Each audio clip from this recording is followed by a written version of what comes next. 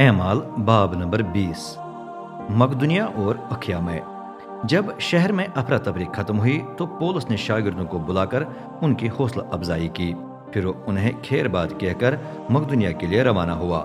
وہاں پہنچ کر اس نے جگہ بہ جگہ جا کر بہت سی باتوں سے ایمانداروں کی حوصلہ افزائی کی.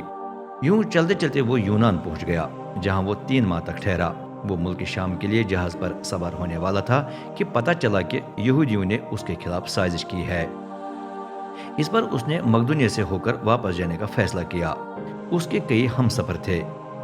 پرس کا بیٹا سوپترس جو بیریا کا تھا اور تھسلنیکیوں میں سے ارسترخس اور سکندس اور گیوس جو دربے کا تھا اور تیموتھیوس اور آسیا کا تخیکس اور ترفیمس آسیا تک اس کے ساتھ گئے. یہ آدمی آگے نکل کر تروآس چلے گئے جہاں انہوں نے ہمارا انتظار کیا. بے خمیری روٹی کی عید کے بعد ہم فلپی کے قریب جہاز پر سوار ہوئے اور 5 دن کے بعد ان کے پاس تروآس پہنچ گئے. وہاں ہم 7 دن رہے. تروآس میں پولس کا آخری دورہ. اتوار کو ہم عشاء ربانی منانے کے لیے جمع ہوئے. پولس لوگوں سے بات کرنے لگا اور چونکہ وہ اگلے دن روانہ ہونے والا تھا اس لیے وہ آدھی رات تک بولتا رہا. اوپر کی منزل میں جس کمرے میں ہم جمع تھے وہاں بہت سے چراغ جل رہے تھے. ایک جوان کھڑکی کی دہلیز پر بیٹھا تھا. اس کا نام یودخس تھا. جوں جوں پولس کی باتیں لمبی ہوتی جا رہی تھی اس پر نیند غالب آتی جا رہی تھی. آخرکار وہ گہری نیند میں تیسری منزل سے زمین پر گر گیا.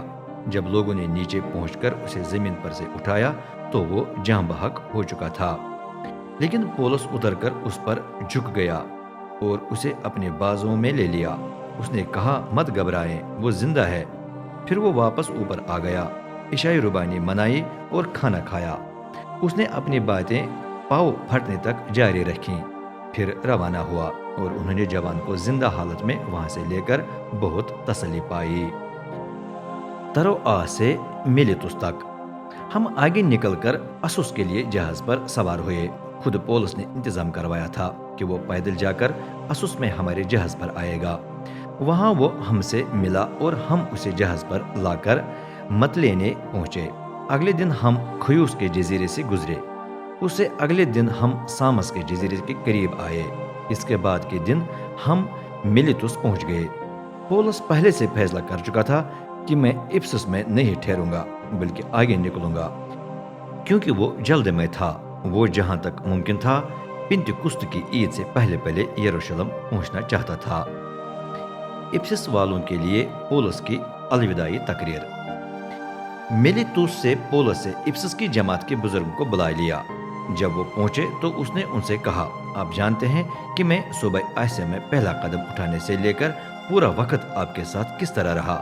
میں نے بڑے انکساری سے خداوند کی خدمت کی ہے. مجھے بہت آنسو بہانے پڑے اور یہودیوں کی سازشوں سے مجھ پر بہت آزمائشیں آئی.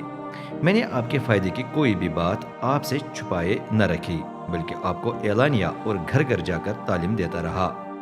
میں نے یہودیوں کو یونانیوں سمیت گواہی دی کہ انہیں توبہ کر کے خدا کی طرف رجوع کرنے اور ہمارے خداوند عیسیٰ پر ایمان لانے کی ضرورت ہے. اور اب میں روح القدس سے بندھا ہوا یروشلم جا رہا ہوں. میں نہیں جانتا کہ میرے ساتھ کیا کچھ ہوگا لیکن اتنا مجھے معلوم ہے کہ روح القدس مجھے شہر بہ شہر اس بات سے آگاہ کر رہا ہے کہ مجھے قید اور مصیبتوں کا سامنا کرنا پڑے گا. خیر میں اپنی زندگی کو کسی طرح بھی اہم نہیں سمجھتا. اہم بات صرف یہ ہے کہ میں اپنی وہ ذمہ داری پوری کروں جو خداوند عیسیٰ نے میرے سپرد کی ہے.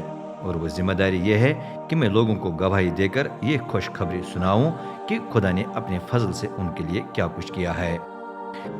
اور اب میں جانتا ہوں کہ آپ سب جنہیں میں نے خدا کی بادشاہی کا پیغام سنا دیا ہے مجھے اس کے بعد کبھی نہیں دیکھیں گے. اس لیے میں آج ہی آپ کو بتاتا ہوں کہ اگر آپ میں سے کوئی بھی ہلاک ہو جائے تو میں بے قصور ہوں کیونکہ میں آپ کو خدا کی پوری مرضی بتانے سے نہ جھجکا. چنانچہ خبردار رہ کر اپنا اور اس پورے گلے کا خیال رکھنا جس پر روح القدس نے آپ کو مقرر کیا ہے. نگرانوں اور چرواہوں کی حیثیت سے خدا کی جماعت کی خدمت کرے. اس جماعت کی جسے اس نے اپنے ہی فرزند کے خون سے حاصل کیا ہے. مجھے معلوم ہے کہ میرے جانے کے بعد وحشی بھیڑیے آپ میں گھس آئیں گے جو گلے کو نہیں چھوڑیں گے۔ آپ کے درمیان سے بھی آدمی اٹھ کر سچائی کو توڑ مروڑ کر بیان کریں گے تاکہ شاگردوں کو اپنے پیچھے لگا لیں۔ اس لیے جاگتے رہیں، یہ بات ذہن میں رکھیں کہ میں 3 سال کے دوران دن رات ہر ایک کو سمجھانے سے باز نہ آیا۔ میرے آنسوؤں کو یاد رکھیں جو میں نے آپ کے لیے بہائے ہیں، اور اب میں آپ کو خدا اور اس کے فضل کے کلام کے سپرد کرتا ہوں۔ یہی کلام آپ کی تعمیر کر کے آپ کو وہ میراث مہیا کرنے کے قابل ہے جو خدا تمام مقدس کیے گئے لوگوں کو دیتا ہے۔ میں نے کسی کے بھی سونے، چاندی یا کپڑوں کا لالچ نہ کیا۔ آپ خود جانتے ہیں کہ میں نے اپنے ان ہاتھوں سے کام کر کے نہ صرف اپنی بلکہ اپنے ساتھیوں کی ضروریات بھی پوری کی۔ اپنے ہر کام میں میں آپ کو دکھاتا رہا کہ لازم ہے کہ ہم اس قسم کی محنت کر کے کمزوروں کی مدد کریں، کیونکہ ہمارے سامنے خداوند عیسیٰ کے یہ الفاظ ہونے چاہیے کہ دینا لینے سے مبارک ہے۔ یہ سب کچھ کہہ کر پولس نے گھٹنے ٹیک کر ان سب کے ساتھ دعا کی۔ سب خوب روئے اور اس کو گلے لگا لگا کر بوسے دیے۔ انہیں خاص کر پولس کی اس بات سے تکلیف ہوئی کہ آپ اس کے بعد مجھے کبھی نہیں دیکھیں گے۔ پھر وہ اس کے ساتھ جہاز تک گئے۔